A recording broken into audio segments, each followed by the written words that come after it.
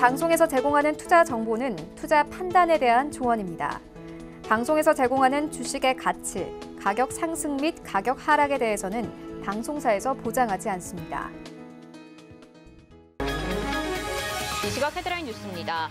미국이 중국과의 장기 경쟁 구도에서 유리한 위치를 점하기 위해 과학기술 격차를 유지하고 미중 분쟁으로 인한 미국 내 부작용을 최소화하는 중국 견제 패키지법을 마련 중이라는 분석이 나왔습니다. 이를 감안해 중국과 연관성이 있는 국내 기업 등은 유의해야 한다는 조언입니다. 지난해 말 기준으로 국민 순자산이 전년 말 대비 1,093조 9천억 원 증가했습니다. 부동산과 주식 가격이 크게 오르면서 우리나라 가구당 순자산은 5억 1,220만 원으로 10.6% 늘어났습니다. 자동차 업계가 차량용 반도체 공급 부족으로 어려움을 겪는 가운데 완성차 업체와 부품업체에 미치는 영향이 다를 것으로 전망됩니다. 현대차, 기아 같은 완성차 업체들은 올해 2분기 시장의 기대를 웃도는 실적을 달성할 수 있을 것으로 예상되는 반면 부품업체인 현대모비스는 시장의 기대에 못 미치는 실적을 내놓을 것이란 관측입니다.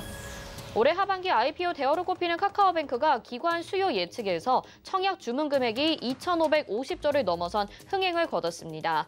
지난 4월 SKI 테크놀로지가 기록한 2,417조 원을 뛰어넘은 국내 IPO 사상 최대 금액으로 청약 경쟁률도 1,700대 1을 넘어선 것으로 알려졌습니다.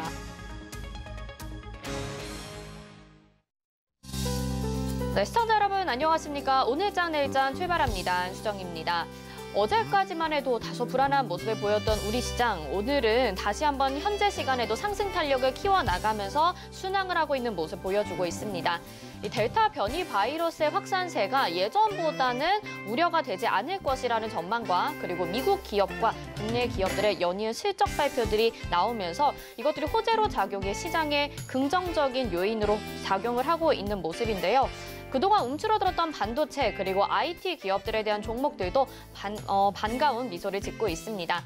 조정이 나올 때마다 전문가들은 그래도 우상향 쪽으로 시장 전망했었는데요. 이제는 다시 그런 내용들이 탄력을 받게 되지 않을까 기대가 되고 있는 모습입니다. 저희와 함께 시장 전략 다시 한번 챙겨가 보시기 바라겠습니다. 전화번호는 02-3153-2611 또는 2612번, 문자는 100원의 정보 이용료 부과되는 샵 0082번으로 종목 고민도 받고 있습니다. 지금부터 미리미리 보내주셔서 잠시 후에 종목 고민 내용 나눠보시길 바라겠습니다. 자, 그리고 코로나19로 인해서 저희 시크릿 강연회가 한 차례 미뤄진 바 있습니다. 다시 재개를 하게 됐는데요. 강원도 원주에서 시크릿 원정대가 찾아가게 됩니다. 이정수 전문위원, 정재훈 전문위원의 비법이 궁금하신 분들은요. 샵 0082번으로 시크릿 이렇게 세 글자 문자 보내주시기 바라겠습니다. 저희가 추첨을 통해서 티켓을 보내드리도록 하겠습니다. 금일본 방송에서 제공해드리는 정보는 투자 판단에 대한 조언입니다. 해당 종목의 가치와 수익률 보장해드리지 않는다는 점 참고하시길 바라겠습니다. 자, 그러면 오늘 시장 상황 좀 들여다봐야겠죠. 상승하는 업종과 하락하는 업종 어떤 것들이 있는지 이 시각 시황 브리핑 김혜연 캐스터가 전해드립니다. 안녕하십니까. 캐스터 김혜연입니다. 이번 주 지지부진했던 우리 국내 증시가 오늘은 기분 좋은 상승불을 켜냈습니다. 현재도 그 상승 탄력 이어나가주고 있는데요. 그럼 자세한 이 시각 지수 상황부터 들여다보겠습니다. 우선 코스피 지수부터 보겠습니다. 코스피 현재 1.06% 오른 3,249포인트 선에서 거래되고 있습니다. 초반에 상승 탄력 키워나가고 있고요. 이어서 코스닥 지수 보겠습니다. 코스닥 역시나 상승세 이어나가지고 있습니다. 현재 0.79% 오른 1,050선에서 거래되고 있습니다. 1,050선 안착에 나서고 있는 모습이고요. 이어서 수급 상황도 살펴보겠습니다. 오늘 기관과 외국인이 동반 매수에 나섰습니다. 기관이 6,407억 원 매수해주고 있고요. 외국인이 1,110억 원 매수하고 있습니다. 개인 현재 7,522억 원 매도하고 있습니다. 이어서 코스닥의 수급 상황도 살펴보겠습니다. 개인과 기관이 매도하고 있습니다. 개인이 1,498억 원 매도하고 있고요. 기관이 213억 원 매도하고 있습니다. 외국인이 홀로 매수해주고 있네요. 현재 외국인이 1,961억 원 매수해주고 있습니다. 네, 이어서 특징적인 업종과 테마도 살펴보도록 하겠습니다. 오늘 상승하는 업종 테마로는 여행주, 은행주, 반도체 관련주가 있습니다. 하락하는 업종 테마로는 진단키트 관련주, 메타버스 관련주가 있네요. 네, 먼저 여행 관련주부터 살펴보도록 하겠습니다. 네, 최근 큰 힘을 발휘하지 못했던 여행주입니다. 오늘도 신규 확진자 수 1,800명대 넘어서면서 변이 바이러스에 대한 확산 우려는 여전한데요. 그래도 여행 업종들이 사업 다각화에 나서면서 지수를 현재 끌어올리고 있습니다. 노랑풍선 여행정보 공유 서비스 업체인 위시빈 인수에 나섰고요. 또 무상증자 권리락 효과로 오늘 장중에 상한가 터치도 했습니다. 참 좋은 여행도 가상 라이딩 앱인 즈위프트에 투자에 나섰다라는 이야기 나왔고요. 호텔 신라도 중국 하이난성 면세점과 MOU 체결했다라는 이야기 나오면서 강세 더해가고 있습니다. 호텔 신라 현재 4.57% 오른 96,100원에 거래되고 있고요. 인터파크 11%대 급등세입니다. 모두 투어 5%대 오름세 보여지고 있고요. 참 좋은 여행 현재 6.05% 오른 16,650원에 거래되고 있습니다. 노랑풍선 오늘 상한가 진입을 했습니다. 15,050원에 거래되고 있습니다. 네, 이어서 은행주도 살펴보도록 하겠습니다. 은행주 오늘 오름세 나타나고 있습니다. 미국의 국채 금리가 상승을 하면서 오늘 국내 은행주들의 흐름이 좋은데요. 또 실적도 뒷받침해주면서 오름세 더해 나가고 있습니다. 4대 금융지주 나란히 호실적이 예상이 되고 있고요. 또 여기에 지난해 약화가 됐던 배당 기대감까지 더해지면서 강세 더해 나가고 있습니다. 우리 금융지주 2분기 역대 최대 순이익을 달성했다라고 합니다. 현재 3%대 오름세 기록하고 있고요. 11,600원에 거래되고 있습니다. KB금융 현재 51,800원에 거래되고 있습니다. 2.37% 오름세 기록하고 있고요. 신한지주 현재 38,650원에 거래되고 있습니다. 2%대 오름세 기록하고 있습니다. 네, 이어서 반도체 관련주들도 살펴보도록 하겠습니다. 오늘 반도체주 전반적으로 흐름이 좋습니다. 삼성전자와 SK하이닉스도 장 초반부터 강한 움직임 가져갔고요. 소부장단에서도 좋은 움직임을 가져가고 있습니다. 전일 필라델피아 반도체 지수도 잘 갔고요. 외신 보도에 따르면 지난 20일 미 상무부 장관이 비메모리 반도체 공급 부족 현상이 최근에 개선이 되고 있다라고 말하면서 향후 공급 부족에 대한 긍정적인 전망을 내놓은 것도 호재로 적용을 했습니다. LX세미콘 현재 4%대 오름세 기록하고 있습니다. 125,200원에 거래되고 있고요. 한미반도체 실적이 좋았죠. 5%대 오름세 기록하고 있습니다. 39,350원에 거래되고 있고요. ISC 현재 25,350원에 거래되고 있습니다. 6%대 오름세 기록하고 있고요. 인텍플러스 13%대 급등세 보여집니다. 27,200원에 거래되고 있습니다. 네, 다음 하락하는 업종과 테마도 살펴보도록 하겠습니다.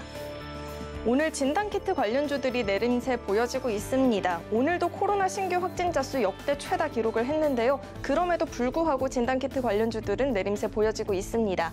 SD바이오센서 4%대 낙폭 보여집니다. 55,200원에 거래되고 있고요. 엑세스바이오 26,050원에 거래되고 있네요. 현재 6%대 내림세 보여지고 있습니다. 휴마시스 18,750원에 거래되고요. 7%대 낙폭 보여집니다. 수젠텍과 시속 역시나 5, 6%대 하락세 보여지고 있습니다. 네, 이어서 메타버스 관련주들도 살펴보겠습니다. 메타버스 관련주들 오늘 쉬어가고 있는 흐름입니다. 최근에 연일 급등세로 보이면서 차익 매물 나온 것이 주가에는 영향을 미치고 있는 것으로 풀이가 되는데요. 자이언트 스텝 9%대 낙폭 보여지고요.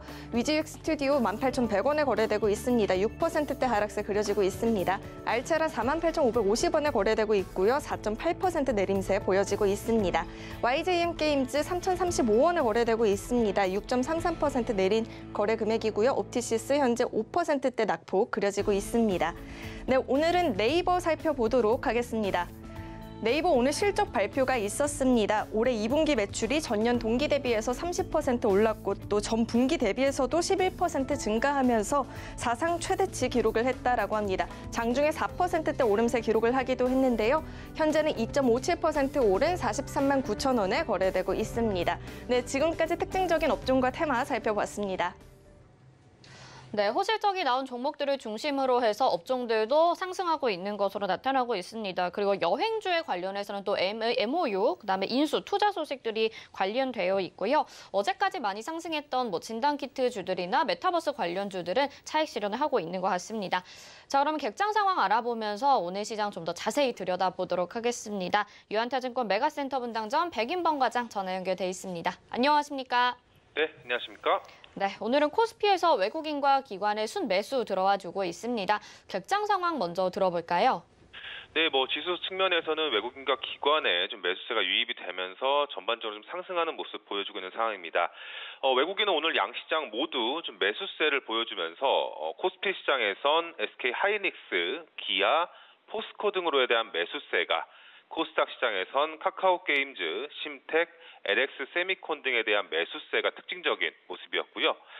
기관 같은 경우 오늘 거래소에선 매수, 그리고 코스닥 시장에선 매도세를 좀 보여주고 있는 가운데 코스피 시장에선 삼성전자, 호텔신라, 네이버 등에 대한 매수세가, 코스닥 시장에선 인터파크, 심텍, 테크윙 등에 대한 매수세가 특징적인 모습이었다 볼 수 있겠습니다. 네, 시장 전반적으로 좋은 분위기입니다. 또 상승하는 업종의 철강주들도 오늘 포스토가 호실적 기록을 하면서 상승해주고 있는데 오늘 시장 한마디 그럼 어떻게 정리해 볼 수 있을까요? 네, 오늘 시장 한마디 2분기 실적 시즌 기대감으로 좀 정해봤습니다. 전일 글로벌 증시에서 특별한 이런 경제 지표 발표가 없었음에도 불구하고 이제 미국 증시 같은 경우 이 호실적에 대한 기대감 그리고 호실적 종목들에 대한 이런 상승 등이 이어지면서 특히 노광 장비 업체 이 ASML이 2분기 실적 발표에서 역대 최고 수준의 신규 수주를 기록한 점이 부각이 되면서 이 필라델피아 반도체 지수가 3% 넘게 상승했습니다. 그러니까 이러한 점이 우리 시장에도 좀 긍정적인 영향을 끼치고 있는 모습이고요. 오늘 시장에서 가장 눈에 띄는 업종이죠. 특히 반도체 업종의 이런 투자 심리에 긍정적인 영향을 주면서 이 상승의 주 배경으로 작용하고 있는 모습입니다.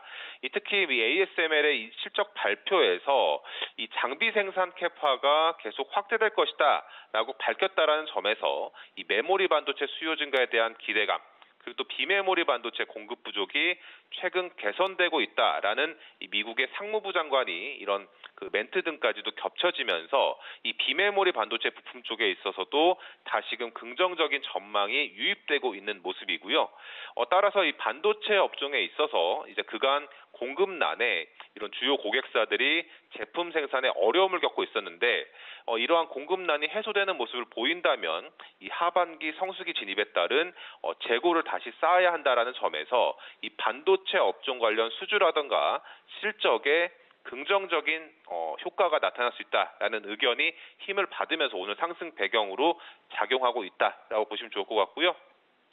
특히 오늘 시장에서 특징적인 점은 대형주보다는 이러한 투자에 대한 낙수 효과 기대로 중소형주 위주의 강세가 나타나고 있다라는 점에서 오늘 강세를 보이고 있는 테크윙, 유니테스트, SK 머티리얼즈, DB 하이텍, 심텍 등의 강세가 나타나고 있다는 점에 주목을 해보시면 좋을 것 같고요.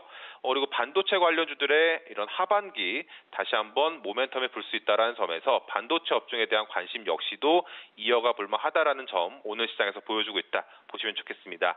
그리고 또 오늘 반도체 업종 외에도 다른 요인에서는 앞서 최근 우려감 등의 조정을 맞았었던 철강이라든가 정유 업종 등을 비롯해서 조선 업종 등 이런 경기 민감 업종의 반등 역시도 함께 좀 부각이 되고 있다는 점에서 이 경기 민감주들을 포함한 반도체 업종의 반등이 이어질지 여부 향후 시장에서도 계속 관찰해보자는 의견 드리겠습니다.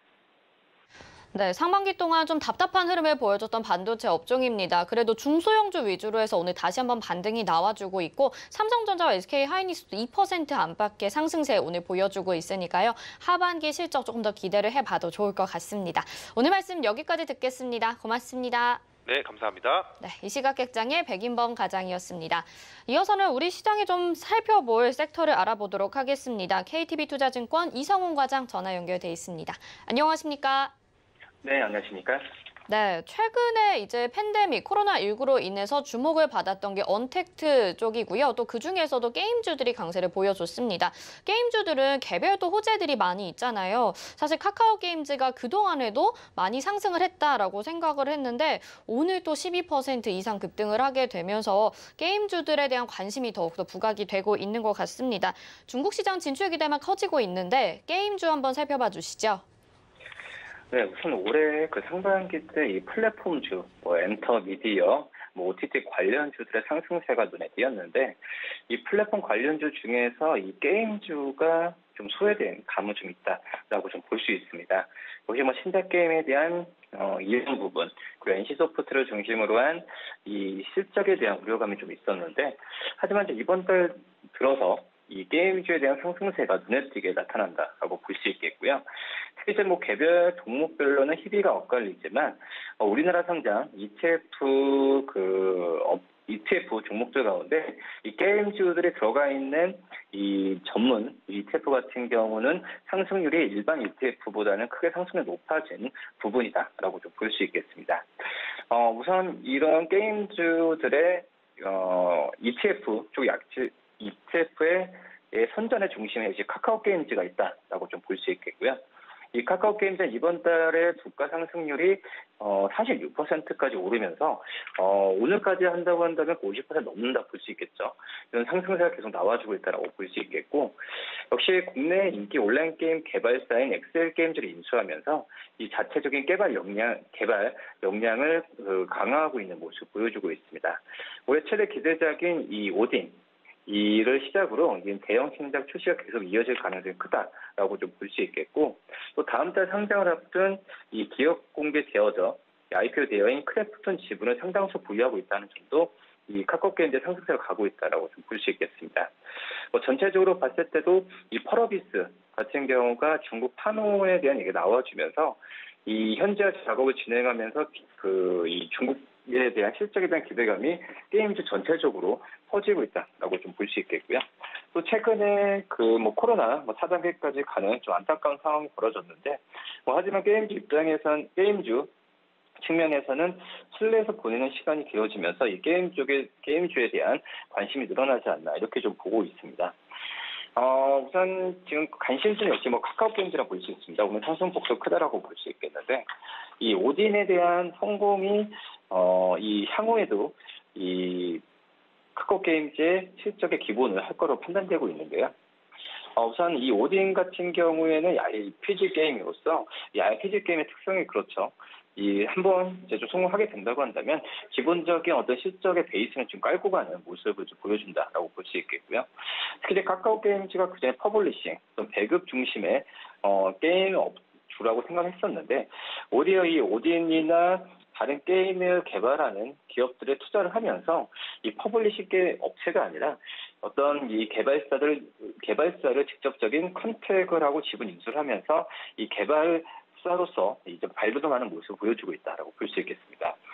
특히 이제 이번에 오딘 같은 경우에는 이 2-3년 이상 장기 흥행 가도에 들어갈 가능성이 크다라고 볼 수 있겠는데, 그 전까지 국내 모바일 게임 시장에서 매출 상위권을 오랫동안 유지했던 게임들이죠. 리니지엠, 리니트레인 같은 경우가 최고 매출 대비 30% 수준까지 하락하는데 거의 3년 정도 걸렸다는 점 본다고 한다면, 말씀드렸던 이 RPG 게임으로서의 기본적인 실적은 2-3년까지는 계속 갖고 갈 가능성이 있지 않을까 이렇게 판단됩니다.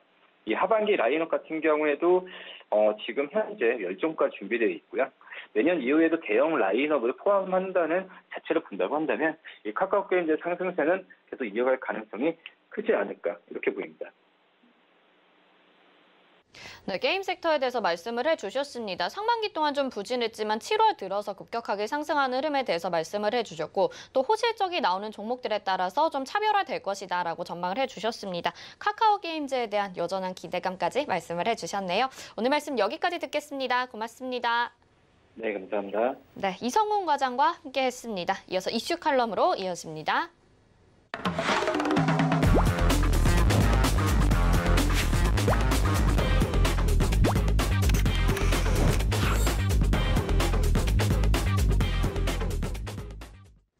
네, 시장의 핵심 이슈 짚어보는 이슈 칼럼 시간입니다. 오늘은 미중산업경제연구소의 조용찬 소장과 함께합니다. 안녕하십니까? 예, 안녕하십니까? 네, 오늘 시장 분위기는 상당히 순항을 하고 있는 것 같고 간밤에 미국 증시도 나쁘지 않았습니다.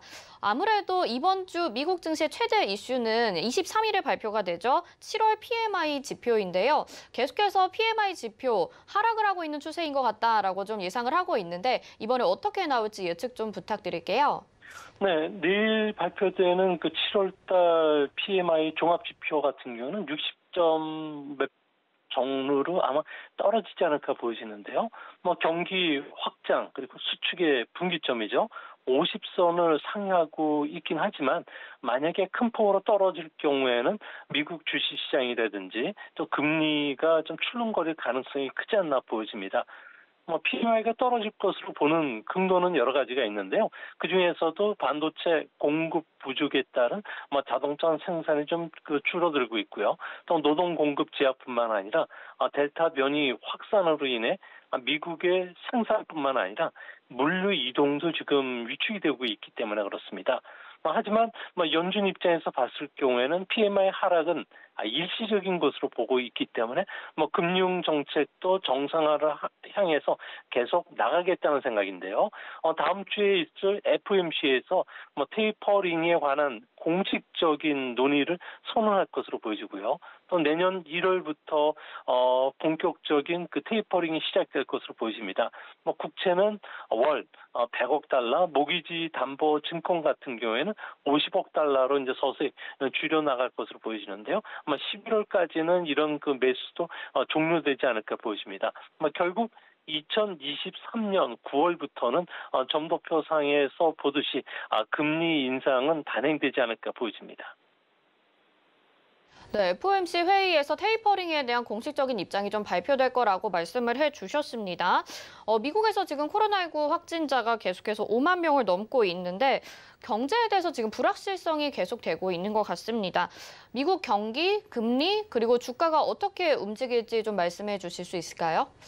네, 지난 40년간을 보면요. 미국의 경기나 금리, 주가 동향을 자세히 살펴보면 두 가지 특징이 있는데요. 첫 번째는 경기 확장 국면이 길고요. 수축기는 짧다는 점입니다. 경기 확장기에는 주가는 당연히 상승 추세를 탈 수밖에 없고요. 두 번째로는 장기 금리나 주가는 시장이 결정하지만 둘 다 경기보다는 선행한다는 점입니다. 현재 주식시장은 금융장세와 실적장세 가운데 어느 위치에 있느냐가 중요한데 지금은 실적장세 한가운데 있기 때문에 주가 상승 그리고 금리 상승이 같이 함께 일어날 수 있다는 점입니다. 주가에 있어서 금리 하락은 호재로 작용을 하고요. 또 금리 상승은 악재지만 그런 게 망고의 진리는 아닌데요. 특정 국면에서는 같은 방향으로 움직일 수도 있고, 경기나 기업 이익 증가 속도에 비해서 주가가 좀 빨리 상승한다면 반대로 움직일 수가 있는 겁니다. 이 때문에 FRB의 양적 완화 축소라든지 금리 인상을 시작하는 시점에 경제의 강도 그리고 주가 금리와 관련해서 어떤 방향을 타느냐가 중요하기 때문에 그때까지 당분간 양적 완화를 축소하는 발표까지는 주가는 상승 흐름을 타지 않을까 보여집니다. 네, 금리도 상승하고 주가도 상승하는 흐름이 지금 시점에서 나타날 가능성이 높다라고 말씀을 해주셨습니다. 그리고 월가에선 지난주부터 FRB 인사들을 좀 교체하자라는 발언이 나오고 있습니다. 이제 제롬 파월 연준 의장의 임기도 얼마 안 남은 것으로 알고 있는데요. 누가 교체된다고 지금 얘기가 나오고 있나요? 네, 미국의 FRB 집행부의 핵심 멤버는 6명인데요. 파월 의장, 클라디아 부의장, 그리고 컬스 부의장, 브레이너드 이사, 보우만 이사, 그리고 월러 이사가 있는데요. 대부분 매파는 아니고요. 비둘기파입니다. 다만 컬스 부의장만이 중립적인 인물로 평가되고 있는데요. 파월 의장 같은 경우에는 내년 2월이 임기가 종료되고요. 클라디다 그 부의장 같은 경우에는 내년 1월, 그리고 컬스 부의장은 올해 10월 달에 임기가 종료가 됩니다. 이 때문에 앨런 미 재무장관 같은 경우에는 지난주서부터 파월 의장을 비롯해서 부의장단들에 대한 후속 인선에 착수하겠다는 속내를 계속 비치고 있는데요. 금융 정책의 정상화를 추진해야 되는 만큼 FRB 집행부를 자신의 코드에 맞는 인사로 완전히 교체할 가능성이 지금으로서는 높지 않나 보여집니다.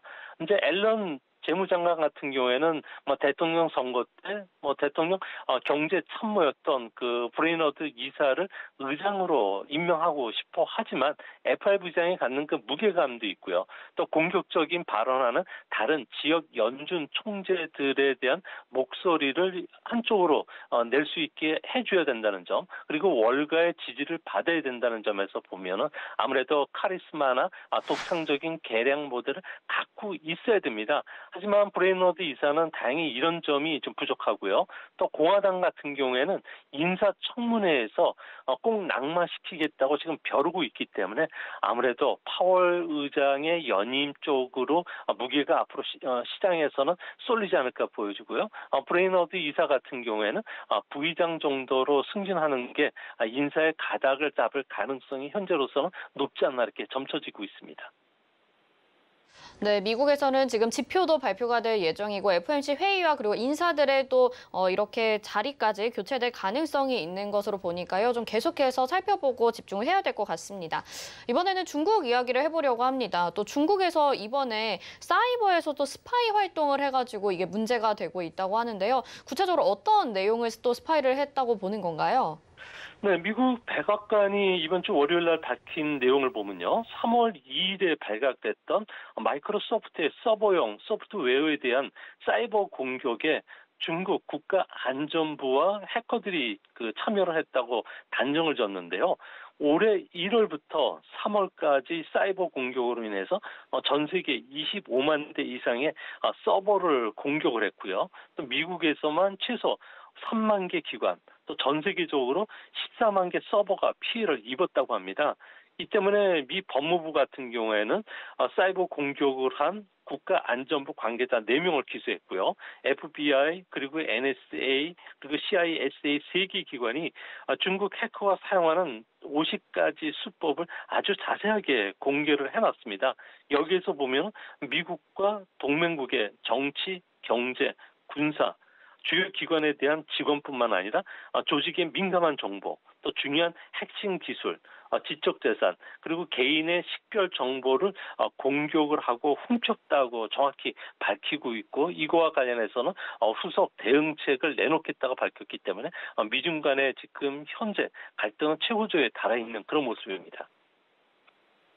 네, 정말 매주 이렇게 중국과 미국의 갈등 소식을 접할 수가 있는데 이번에 사이버 공격은 좀 심한 내용이 아닌가라는 생각이 듭니다. 그렇다면 이 중국 해커들이 어떤 방법으로 스파이 활동을 벌인 건지도 궁금한데요. 네, 중국 해커들 같은 경우에는 2가지 방법의 공격을 하고 있는데요. 첫 번째는 인프라 시설이라든지 미국과 동맹국 기업에 대한 랜섬웨어 공격을 많이 했습니다. 랜섬웨어라는 것은 컴퓨터에 악성 프로그램을 설치하고요. 파일을 모두 암호화시켜버립니다. 그리고 나서 그것을 근거로 해서 몸값을 요구하는 공격이고요. 또 한 가지는 크립토 재킹이라는 게 있습니다. 다른 사람의 컴퓨터에 악성 코드를 심어서 가상 화폐를 채굴하는 쪽에 쓰고 있는데요. 이 때문에 세계적으로 수십억 달러의 피해를 입혀왔는데요. 중국 같은 경우에는 대표적인 해커 집단이라고 할 수 있는 뉴인시 2630 같은 경우에는 악성 프로그램을 통해서 주요국 방산 기업의 네트워크에 접속할 수 있는 계정을 탈출해서요. 사이버 공격을 했을 뿐만 아니라 금융기관까지도 해킹을 하고 있습니다. 현재 중국이 워낙 이렇게 설치되니까 각국이 방어벽을 견고히 쌓고 있는데요. 이 때문에 중국 해커 힘으로는 뚫기가 어렵기 때문에 태스크포스 팀이라고 할 수 있는 APT5라는 해커 조직과도 연결이 돼서 개발조, 침투조, 공격적으로 나눠서 아주 고도하게 서방 기업의 방산 기업이라든지 우주 항공 기업을 공격해 왔는데요. 주로 이런 수행을 하는 것은 중국의 하이난도 시안에 있는 4개 장소에 근거지를 두고서 주로 12개국을 대상으로 사이버 작전을 펼쳤다고 합니다. 특히 장기적이고 자원 집약적인 연구 개발 프로젝트들 같은 경우는 중국도 서방 기업도 같이 경쟁을 벌이다 보니까 이런 일정을 단축시키기 위해서 정보를 캐갔는데요. 이거와 관련된 고속철도 개발 프로젝트라든지 에볼라, 메리스, 코로나 같은 감염병과 관련된 연구들도 주로 해킹을 했다고 합니다. 네, 이렇게 체계적이고 집단적으로 해킹을 했다고 하니까 정말 심각한 게 아닌가 싶습니다. 또 이렇게 개인정보를 빼간다라는 이야기가 있습니다. 이렇게 관련된 대표적인 수법 어떤 게 있나요? 네, 아무래도 가장 그 대표적으로 빼갈 수 있는 그 수법들 같은 경우에는 중국에는 그 스마트폰에 불법 웹을 많이 설치를 하는데요. 여기에 주로 영어나 한글로 되어 있기 때문에 중국 웹인지도 모르게 그 개인 정보가 넘어간다고 합니다. 특히 대표적인 사례가 틱톡인데요. 뭐 연예인 홍보 수단으로 이용하다 보니까 청소년층이 주로 이용을 하고 있는데요. 틱톡에 글자를 서로가 입력하고 대화를 나누는 동안에 이 내용이 다른 기기로 그냥 가져간다는 겁니다. 뭐 소중한 내 정보가 나도 몰래 모두 빠져나가게 되는데요. 이런 거 같은 경우가 발견된 것은 애플 스마트폰 같은 경우에는 다른 제3자의 앱이 이용자의 클릭코드 접근할 때는 알려주는 보안 기능이 있었기 때문에 이게 그 적발이 될 수 있었다고 하는데 이와 관련된 소식이 전해지자 전 세계가 경악했다고 합니다. 네, 주변에서도 이 틱톡 어플 사용하는 사람 굉장히 많이 볼 수가 있는데 이렇게 개인정보가 유출된다고 하니까 좀 조심해야 될 것 같다는 생각이 듭니다. 이렇게 재미를 위해서 설치한 어플들인데 또 정보를 빼가는 용도로 사용이 된다고 하니까 다른 어플들은 어떤 게 있는지 궁금하거든요. 어떤 것들이 또 있을까요? 네, 주로 지금 틱톡 외에도 사람들이 많이 사용하는 부분이 그 카메라 보정 앱인데요. 뭐 우리들이 그 평상시에 쓰고 있는 뉴라이크, 뷰티플러스, 포토 원더, 원더 카메라 같은 경우에는 실행할 때마다 내가 찍는 사진과 함께 내가 있는 장소 그리고 활동 시간, 친구 정보까지도 모두 그대로 중국에 넘어간다고 합니다. 중국 같은 경우에는 국가정보법 제7항을 보면요. 모든 조직과 시민은 국가 정보 활동을 지원해야 하고 또 돕고 협력해야 할 뿐만 아니라 모든 정보에 대해서는 비밀을 유지시켜야 된다는 내용이 있기 때문에 중국 기업들도 이거와 관련된 자료를 제출을 안 할 수가 없다는 겁니다. 또 한 가지 문제는 휴대폰의 보안 앱인데요. 아이러니하게도 우리의 그 앱을 보호해주는 배터리를 절약한다든지 바이러스를 잡아줘야 되는 이런 앱조차도 아무래도 그 중국 앱을 깔면은 이상한 팝업 창이 뜨고 알람이 자주 울리는데요. 대표적으로 크림 마스터, 360 시큐리티, 또 시큐리티 마스터, 바이러스 클리너 같은 이런 보안 앱 같은 경우에는 내 폰에서 개인 정보를 그대로 빼간다고 합니다. 그 중에서도 가장 심각한 부분이 스캔 앱 중에 최강자인 캡 스캐너인데요. 학생이나 회사원들이 주요 사용을 하고 있는데 매매 계약서라든지 통장, 여권, 신분증, 명함, 카드의 앞뒤 사진까지도 그대로 스캔을 해서 보내는데 이것을 그대로 중국이 캡처해가지고 중국으로 가져간다고 합니다. 결국 우리가 믿고 쓰는 앱인데 이게 모두 중국 앱이라면은 반드시 내 폰에서 지워야 하고요. 그렇지 않으면은 내 소중한 정보가 중국으로 넘어가서 내 정보가 팔릴 수가 있다는 겁니다. 예방 차원에서 꼭 정기적인 확인이 필요할 것으로 보여집니다.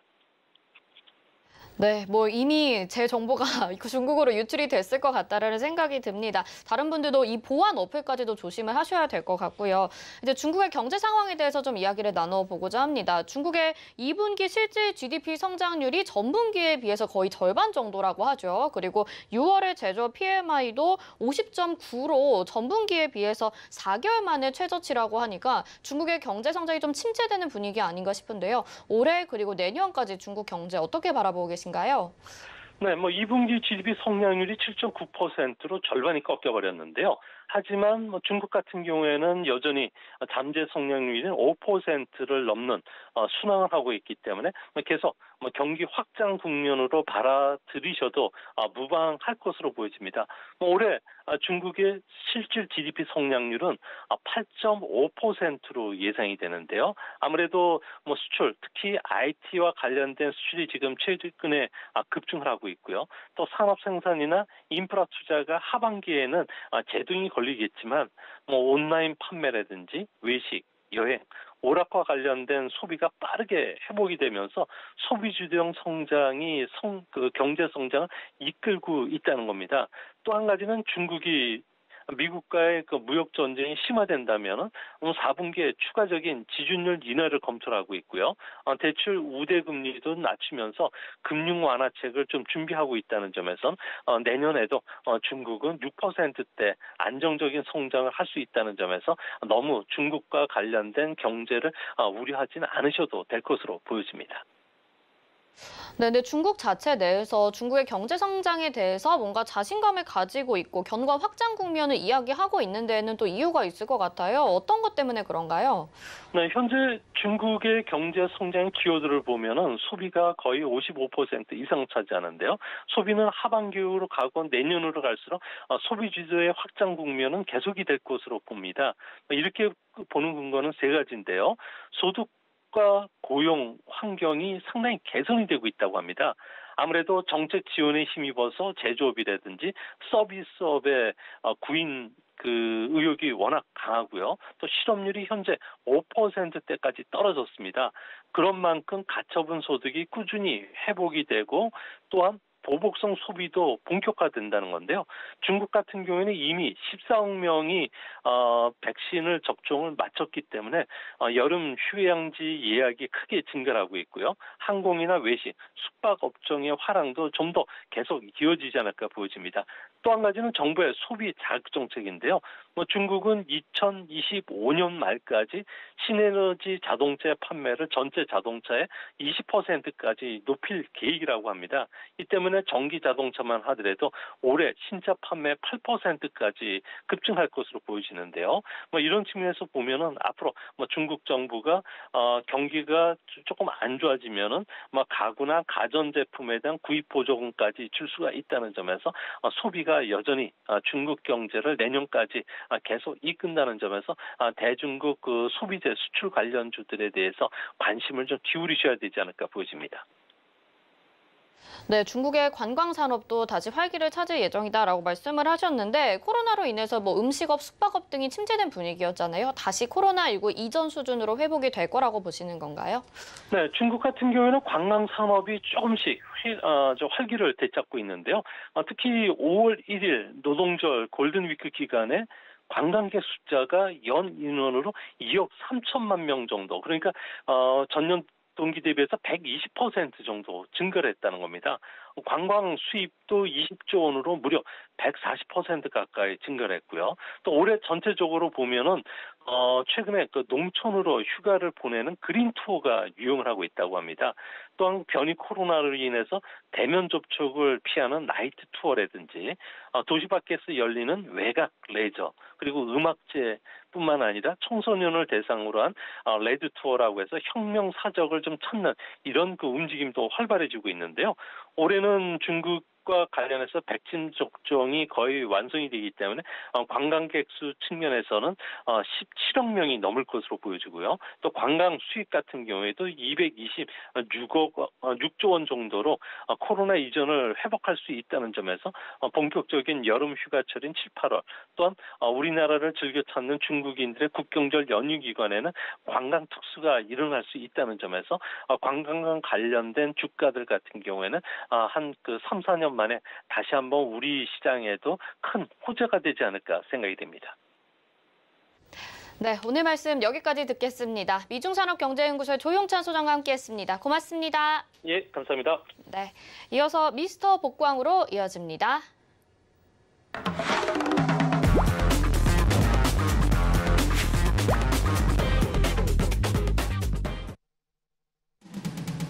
미스터 복고왕의 김혜연입니다. 미스터 복고왕은요, 서울경제TV 밤방송이죠. 주유소에서 현재 8분의 전문위원님들이 바닥난 여러분의 포트폴리오 복구시켜주고 계신데요. 매일 오후 12시 30분을 기준으로 어떤 분의 누적 수익률이 가장 좋은지 또 어떤 종목의 누적 수익률이 가장 좋은지 알아보는 시간입니다. 그럼 오늘의 누적 수익률 탑3는 어떤 분들이 차지하셨는지 지금 바로 확인해 보도록 하겠습니다. 3위 정재훈 위원님께서 차지해 주셨습니다. 현재 총 누적 수익률 66.78% 달성해주고 계십니다. 전일엔 2위였는데 다시금 3위 자리로 내려오셨습니다. 이어서 2위 보겠습니다. 이주연 위원님께서 다시 한번 차지해 주셨습니다. 현재 총 누적 수익률 68% 달성해주고 계십니다. 이어서 1위 보겠습니다. 허반석 위원님께서 1위 차지하셨습니다. 현재 86%대 총 누적 수익률 달성해주고 계십니다. 정말 부동의 1위 허반석이라고 이야기해볼 수 있겠습니다. 네, 이어서는요, 위원님들의 개별 종목 탑5 누적 수익률도 살펴보도록 하겠습니다. 정재훈 위원님의 한라홀딩스 8% 수익 달성하면서 현재 5위 자리에 있습니다. 박원재 위원님의 솔루스 첨단 소재 전일엔 1위였는데요. 다시금 4위 자리로 내려왔습니다. 수익률은 여전히 높습니다. 11% 수익 챙겨주고 계시고요. 허반석 위원님의 삼성 SDI가 현재 3위 자리에 있습니다. 15% 수익 달성하고 있습니다. LX 세미콘 오늘 굉장한 강세 흐름 보였죠. 현재 수익률 16% 달성하면서 2위로 올라오셨습니다. 허반석 위원님의 CJ 제일제당이 현재 17% 수익 챙겨주면서 1위 자리 지키고 있습니다. 네, 그럼 오늘 다시금 2위 자리로 올라오신 이주연 위원님의 주유소 개별 포트폴리오 현황부터 살펴보도록 하겠습니다. 동신건설 4월 5일에 편입됐습니다. 14% 수익 달성하면서 목표가 터치했습니다. 삼익 THK 4월 편입된 종목이고요. 14% 수익 챙기고 있습니다. 서원기계공업 6월에 편입된 종목이죠. 현재 15% 수익 달성하고 있고요. CJ ENM 26% 수익 달성하면서 목표가 터치했습니다. 이어서 다음 장 보시죠. YJM 게임즈 16% 수익 달성하고 있습니다. 7월 달에 편입된 종목입니다. 안랩 역시나 수익권이네요. 1.49% 수익 달성하고 있습니다. 이어서 다음 장 보겠습니다. 한라홀딩스와 백산, 위니아딤체가 현재 손실 구간입니다. 태경 BK는 플러스권입니다. 3%대 수익 달성하고 있습니다. 네, 이렇게 매섭게 또 2위 자리를 다시 한번 탈환을 하셨습니다. 2위 자리를 차지하신 이주연 위원님과 전화 연결해서 이야기 나눠보도록 하겠습니다. 위원님 안녕하세요. 네, 안녕하세요.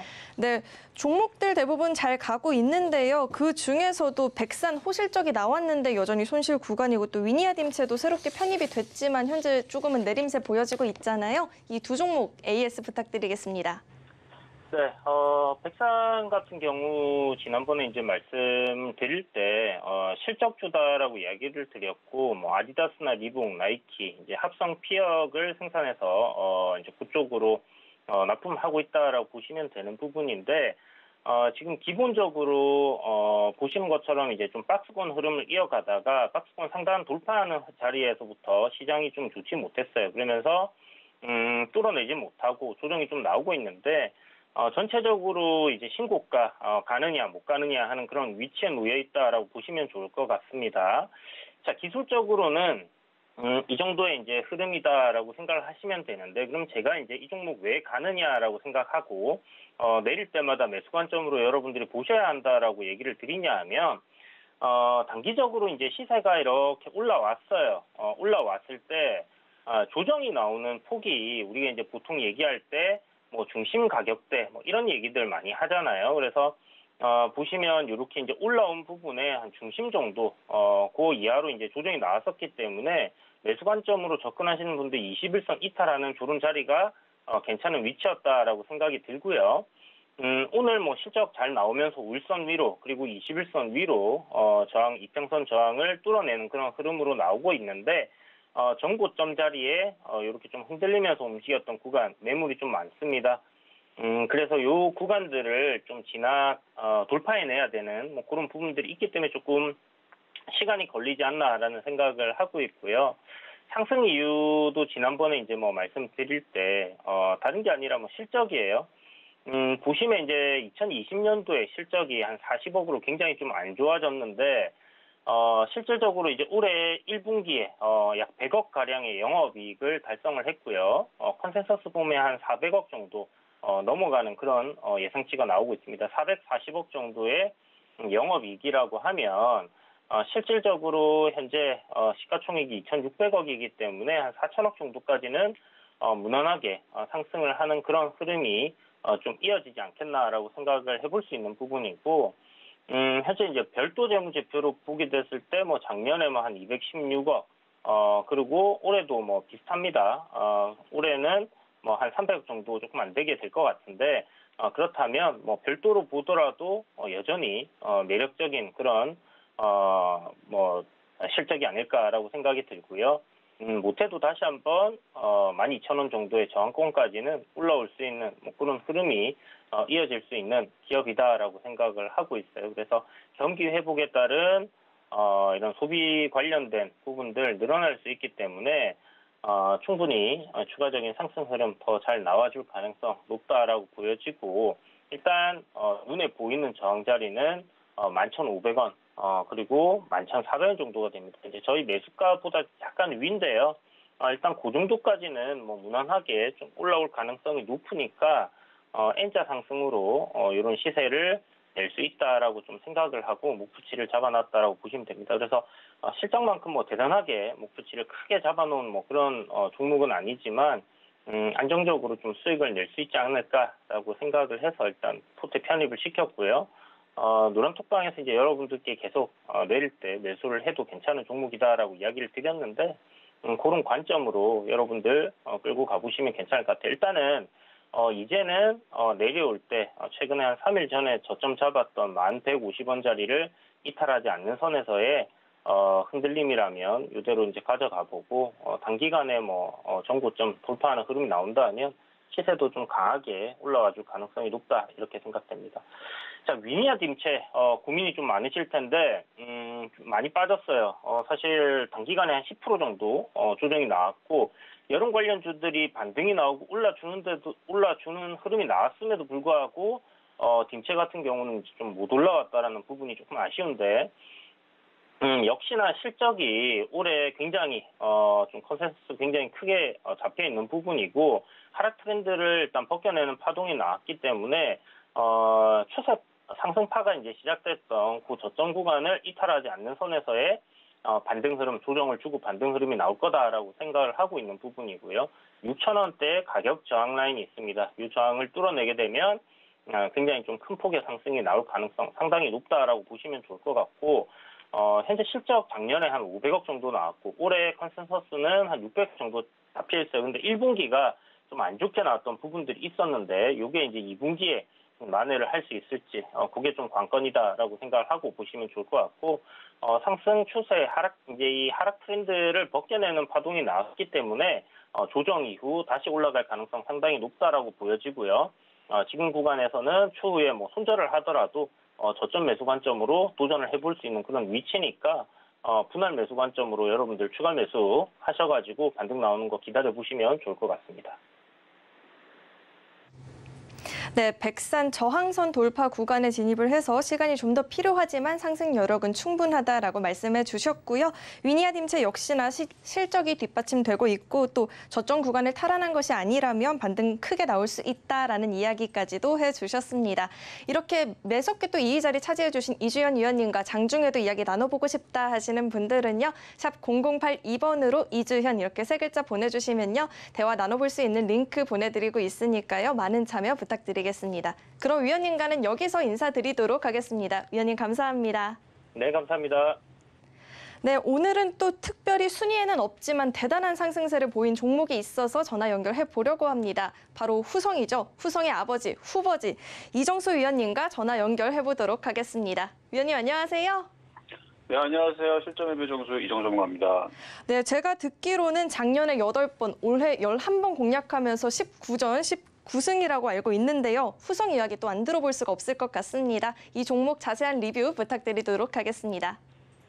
네, 맞아요. 후성을 작년에서부터 계속 추천을 8번을 했었어요. 그래서 작년에 8번 바닥에서부터 계속 공략을 하면서 수익을 많이 들였던 종목이기 때문에 많은 분들이 좀 기억도 하실 거고요. 그래서 이 종목을 또 올해에서도 11번이나 벌써 7월 달밖에 되지 않았죠. 작년에서는 1년 내내 8번밖에 추천을 안 했는데 이것도 많이 추천했죠. 작년에도. 그래서 작년에 바닥에 있을 때마다 추천했던 종목입니다. 사실 뭐 이것만 추천했던 건 아니지만 그때 당시 2차 전지 다른 애들은 다 잘 갔거든요. LNF 200%, 300% 갔죠. 코스모신 소재는 500%가 넘게 갔습니다. 560%가 올라갔어요. 에코프로도 200%, 300% 갔습니다. 다 갔는데 그때 당시 다 추천했었어요. 당시 3월달, 4월달에 LNF, 에코프로, 그 다음에 코스모신 소재, 코스모화학, 후성 다 추천했는데 얘만 비단 40%밖에 못 가는 겁니다. 그래서 얘를 계속 추천했던 거예요. 올라갈 때까지. 그래서 40% 올라갈 때에서는 팔아먹고 내려오면 다시 사고. 그래서 작년 3월달 기준으로 4,800원에 추천했을 때에서는 수익률이 오늘 14,300원인데 대략 197% 정도 4,800원에 추천한 거라 4,800원이면 이쯤이네요. 여기서부터 여기까지 올라온 게 198% 정도, 그러니까 197.9%인데 정확히는 그 정도 올라와 있는 종목인데 이거를 뭐 처음부터 사가지고 끝까지 이거를 갖고 가라 이런 얘기를 한 적은 없고요. 올라올 때 팔고 내려올 때 또 사고 올라올 때 팔고 내려올 때 또 사고 또 올라올 때 팔고 또 내려올 때 또 사고 실질적으로 그렇게 했습니다. 그래서 매수했던 자리들이 작년 여기 4월 여기 4,800원이니까 여기지 여기 그래서 여기서도 많이 추천했고 여기서 잘 팔아먹었고요. 또 내려올 때 여기도 추천하고 여기도 추천하고 여기 추천하고 또 올라올 때 또 팔아먹었고요. 했더니 또 해를 거듭하고 또 내려오길래 여기서부터 지금까지 11번을 추천했었던 겁니다.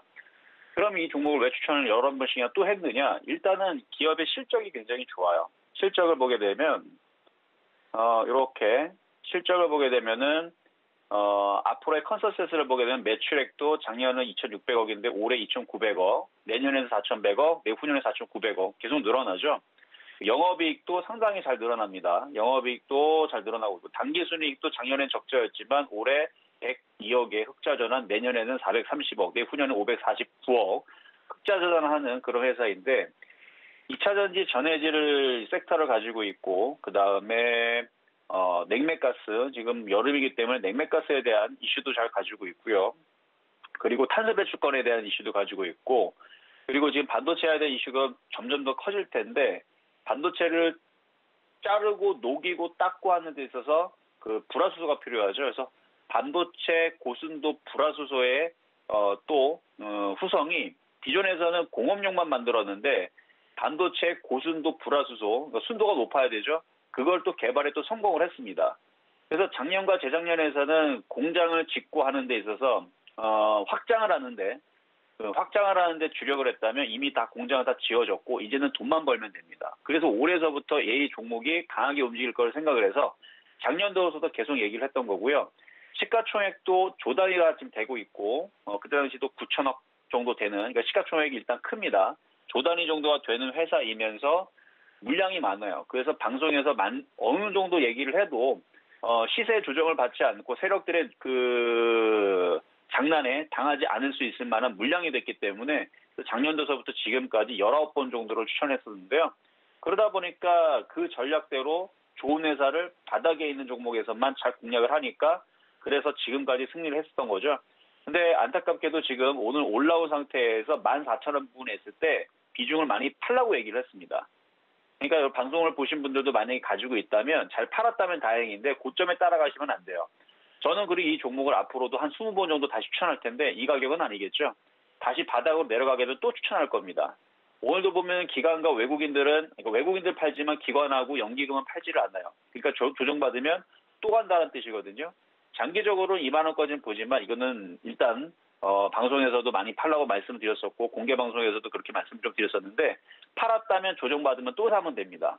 그렇게 해서 비중을 조금 남겨놓은 것들은 이제 오징어 다리라 그래서 그거는 쭉 가져가시면 되고요. 어느 정도 팔아버린 부분에 대해서는 내려오면 다시 사면 되는 건데 어쨌든 오늘 강하게 움직였던 이슈 중에 하나는 바로 LiPF6라는 전해질인데 6불화 인산 리튬이라는 이건데 이게 지금 가격이 상승을 해서 그래요. 그래서 중국의 캐파 공장이라든지 이 캐파 증설의 효과에 따른 실적이 더욱더 좋아질 거기 때문에 6불화 인산 리튬 그러니까 전해질인데 이게 1년 전 가격 대비 5배가 지금 상승이 되어 있고요. 올해 연초 대비는 2배에서 3배 정도 가격이 상승이 되어 있습니다. 사실 이 얘기도 몇 주 전에 얘기했던 부분들이에요. 방송에서. 이 얘기했던 부분인데 그것 때문에 움직인 거란 말이에요. 오늘 움직인 게. 그래서 그 얘기가 나와서 지금 뉴스가 나와서 움직이는데 바로 재료 소멸이라고 그러죠. 그러니까 저는 그 뉴스가 나올 줄을 알고 이미 2주 전, 3주 전에 저 종목이 움직일 것 같아서 계속 저거를 얘기했던 거고 지금 그 뉴스가 나와서 올라와졌으니까 감사합니다. 땡큐하고 매도 타임을 잡으면 되는 겁니다. 그러니까 여러분들이 뉴스가 나오게 되면 그걸 쫓아갈 게 아니고 뉴스를 이용해 먹을 줄 알아야 돼요. 그래서 세력들은 항상 여러분들 머리 꼭대기 위에 있습니다. 그러니까 거기에 당하지 마시고 뉴스가 나오면 고점이면 잘 팔아먹으면 돼요. 세력들도 똑같이 그 짓을 하니까. 그리고 또 다시 내려가서 세력들이 다시 가격을 싸게 밑으로 내려버리면 물리지 마시고요. 싸게 저점 매수 잘 하시면 됩니다.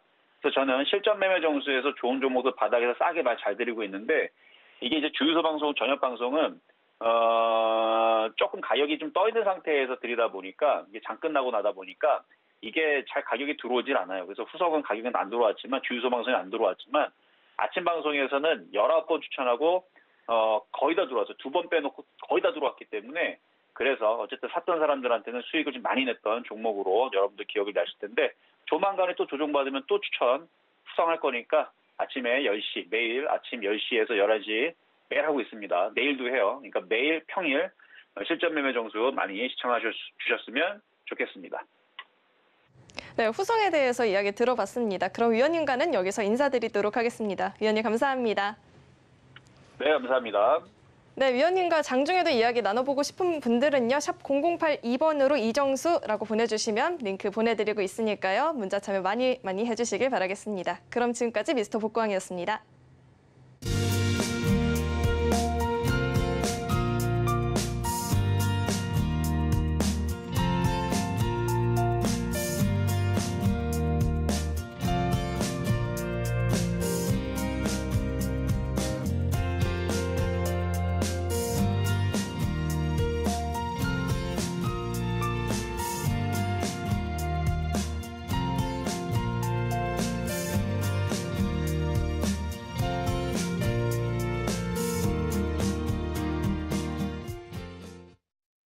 네, 미스터 복구왕까지 살펴봤습니다. 오늘장 내일장 저희가 준비한 소식 여기까지고요. 잠시 후 마감 미막 60분의 승부에서 여러분의 종목 고민 도와드립니다. 전화번호 02-3153-2611 또는 2612번, 문자는 100원의 정보 이용료 부과되는 샵 0082번으로 종목 고민 보내주시면 되겠습니다. 저희 또 시크릿 강연에 참석하고 싶으신 분들은요. 샵 0082번으로 시크릿 이렇게 문자 보내주시면 저희가 추첨을 통해서 여러분들의 티켓 보내드리도록 하겠습니다. 잠시 후 마감 미막 60분의 승부로 다시 돌아오도록 하겠습니다. 고맙습니다.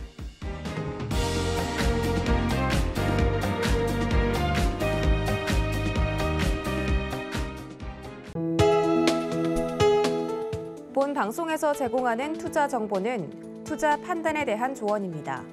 방송에서 제공하는 주식의 가치, 가격 상승 및 가격 하락에 대해서는 방송사에서 보장하지 않습니다.